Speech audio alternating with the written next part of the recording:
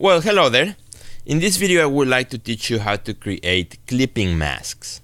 Well, a clipping mask is when you take out an image and you use it to fill the shape of an object. In this case I have on my screen the word agua, and I just typed, it's just a layer with text, you can see it right here, and agua means water in Spanish. And what I want to do is make a clipping mask in which I use a painting that I have that actually is titled agua, and I'm gonna use the painting to fill in the text. So rather than having a text with just plain color, I want to have an image inside the text, and it's really easy, really simple in Photoshop. So I'm gonna show you how to do that both in Photoshop CS, CC, and Photoshop Elements. Alright, so here we go. So all you need is a layer with a shape. Like I said, in this case could be text. So I have here the text, which is the word agua. I just picked a font that was bold, so you could see the thickness of the font is nice and bold, and I made it really large. I already have an image. Here it is. It's a painting that is titled agua, so I think it will make a good reference to have this painting inside the word. I could use this as a title for a show, or I could use it for promotional, etc. Okay, so this is how you do it. Here's the painting. I'm going to now click, hold, and drag the painting. Put my cursor on top of the tab of the file that has the word agua. Then let go once I see the cursor back in the middle of my page. Next thing I have to do is resize. So I'm in Photoshop. I'm going to resize. And as I resize, remember to use the Shift key. If you are in Photoshop CS or CC, make sure you use the Shift key. Otherwise, you make your image out of proportion. Okay, there we go. That's it. Apply the change. And now all I have to do, this is the easy part, I can either go to my this drop down menu on the layers panel, and you will find what's called create clipping mask. Another way to achieve that is just do a right click.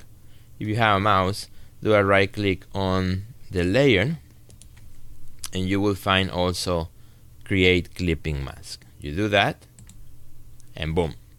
As long as your image is on top of the text, they have to be next to each other.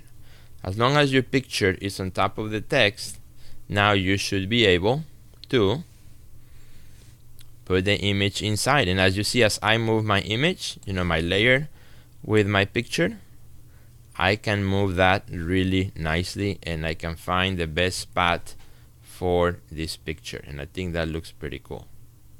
So that's a really easy way of working with this. Now, if you're working on a layout, and let's say I'm moving the text and I need to move things around, well, it's hard to do it because when I click on the text, see, I'm moving only the picture, and it's hard to move the text with it. Once I find good position, and what I recommend is to link both layers. And the way to link them is you select both layers. So here's the layer with the picture, click on the Shift key, and now click on the layer with the text so that both layers are selected.